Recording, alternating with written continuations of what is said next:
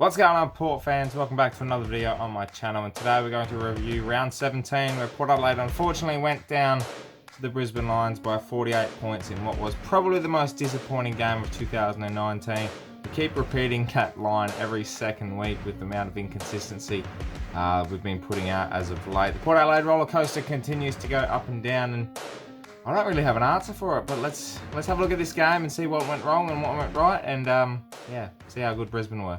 Oh shit, here we go again. We're here again, Port fans, we're back again. We're just here every second week. I'm standing here in front of this camera and stating that we just weren't good enough. We were inconsistent again after a fantastic win, and then to come down and, yeah, like that. You could just see the tone in the first 15 minutes. Brisbane brought the heat. They responded to the man. Well, we were attacking the man, not the ball. And games aren't won attacking the man. It's just never the case. The umpires can pick that out. The opposition can pick that out. And when you're focused more on one player than you are the rest of the 21 others that ended up dominating the game for Brisbane, and we didn't have one single player even be considered as best, it's just frustrating. You try and stick fat with these types of things because you know it's going to come good. We have the potential to come good, but when are we going to come good?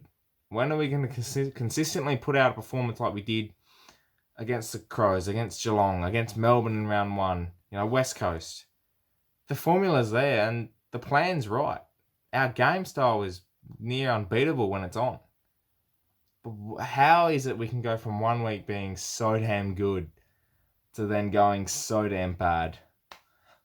There's so many factors are mentioned by so many different people in the media, people like fans, people that just watch from outside, other clubs.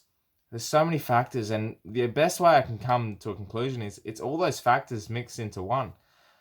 It's just the whole football department doesn't have the mentality to say, all right, we've done this week, we're going to back it up and come out and play the same way the next week. I think we'll put it into two parts, right? I'm like, if you're a Brisbane fan, you're watching this, don't worry, I'm gonna review your game. It was absolutely sensational. Actually, I'll do it first. Like, Brisbane's pressure around the footy, they missed Hipwood, they missed Hodge, they were missing McGluggage, who was a laid out. To have the type of player, you're a good side when you can replace that amount of quality coming out, bringing the same, not quite the same quality player, but they played to the quality that they would bring, if you know what I mean. Like, they played such an exceptional brand of football that even if you have a couple of passengers, they're still doing their job. They are playing a near perfect game style, manic pressure, hitting the scoreboard, taking the opportunities, using the ball effectively in those conditions that we had on Sunday, where it was pouring with rain. It wasn't the best conditions for footy. It was cold, it was wet, and Brisbane were just slick. A bit of that comes to experience with playing, in the humidity, in the dewy weather they do in Brisbane, but that's hot weather as well. They're playing in cold, wet conditions, proper winter football, and they're dominating teams. Like, they dominated GWS the week before. They dominated Port Adelaide. Like, they absolutely smashed us. And partly that's because of our mentality that we took into the game, and I'll get to that in a minute. But essentially, the way we played compared to how Brisbane played was two very different. It was discussed during the week, like, Brisbane played to keep teams from scoring from turnovers.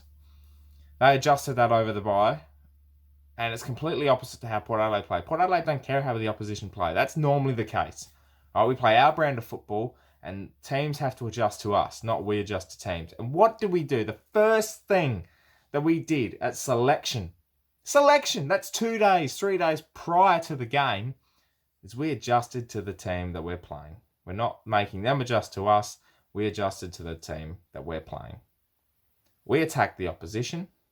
We went after their players. We went after Lachie Neale. We tried to manhandle him, get him fearful, get him out of the game. Bringing in Sutcliffe was a horrible decision. I feel bad for Sutcliffe because he deserved to come in for his opportunity because he's playing good footy. He didn't deserve to come in under those circumstances, though. He deserved to come in on his own merit. And when he's coming in like that, and you come in and you manhandle a player that That's disrespectful. After the 33,118 that rocked up yesterday, in those conditions, supporting their team because they feel like, all right, we've finally turned a corner here with, the showdown performance, and they get given that. You can see why fans are so frustrated. You can see why players can't, they're frustrated as well. You can sense that, right? The wording from certain players, Tom Jonas, he's frustrated as a captain. He's frustrated. Ollie Wines is frustrated as a captain. Sam Gray, his interview after the game on 5AA, he was frustrated. He's like, it's getting to the point where it's actually affecting us mentally. And when it's getting like that, that is a real issue. We are on breaking point at the moment. Now, I don't know if it's the coach, right? There's a lot of people that say Ken Hinkley's the problem. You know what? That is definitely a real part of the problem. That is a major problem right now.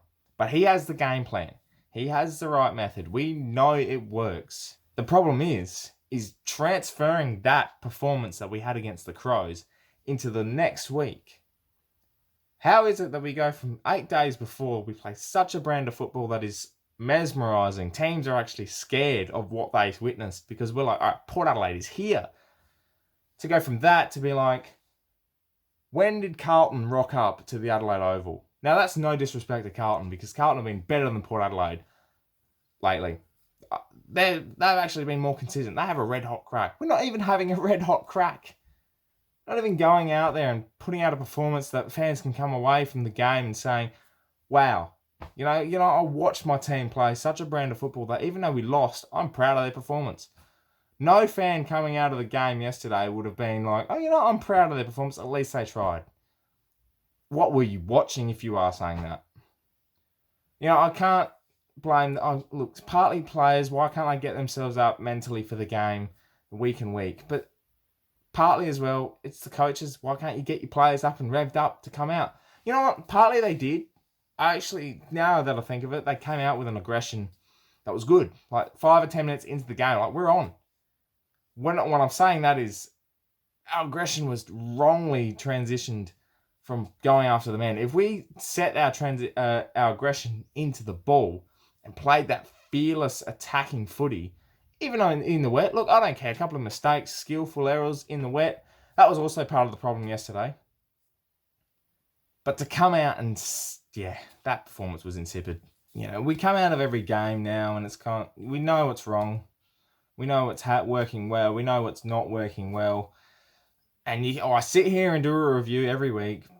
People in the media do a review of our performance. The players do a review. Coaching department, they all do a review. They can see what's wrong, but it's just somehow baffling that we can't turn that around. To have a bulk of a period of a season, 9 games in a row, we've gone win-loss, win-loss, win-loss. It baffles me, guys. It really does. And I'm at the point where it kind of gets over the top, and I'm just standing here going, you know what? Whatever happens, happens. I'm trying to be positive. I know that probably next week against Richmond at the MCG, who are probably the informed team in the comp at the moment, we'll come out and beat them. I'm not even worried that we will, because I know we will. Quickly to the votes, not very many good performers on the day yesterday. It was just an all-round bad performance by the football department, coaches, players. Yeah, just horrible. And it was sad to see Ryan Burton go down with a hamstring. His season's probably done, I'd say. Brad Ebert looks a bit injured as well. So there's a couple of changes you might see as well. There's going to be bulk changes next week. But the votes, 1 vote, Sam Gray, awesome in the forward line. There was a couple of mistakes he made, and no one was really perfect yesterday. But he was the main target up forward. He actually performed really well. His pressure was good, and he got a fair bit of the footy. So 1 vote goes to Sam Gray. 2 votes goes to Robbie Gray. Tried hard all day. In the middle, was getting a few clearances. Kicked a great goal in the third quarter, which kind of switched us on a bit more. 32 touches as well. But yeah, not a major impact on the game, but certainly was one of our better players. And 3 votes.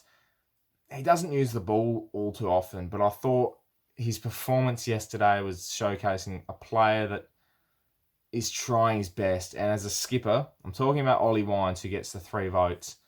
As a skipper, he tried to stood up, and I was sitting with a mate of mine, and we were just talking the whole time, saying, he's trying. He had 6 tackles to half time or something. Yeah, 9 tackles in total. He had 30 odd possessions, and he just kept on trying. And as a captain, as a co-captain, that's something that you have to do, and he did it. And he can only lift his head up high and say, I tried. But he did his best, and I think, yeah, he deserved the 3 votes. Well, Port fans, that wraps up this round 17 review of Port Adelaide versus Brisbane. Unfortunately, no vlog this week. I did vlog for the day, but it was such a performance, and the weather wasn't really great, and I wasn't feeling it after half time. And that's just unfortunate. Thank you to everyone that came up to say hello or took a photo. That was great fun. So good seeing you guys. But yeah, overall, poor performance. We'll have to back it up next week, and hopefully we get the win. Thanks for watching, Port fans. My name's Anthony, and as always,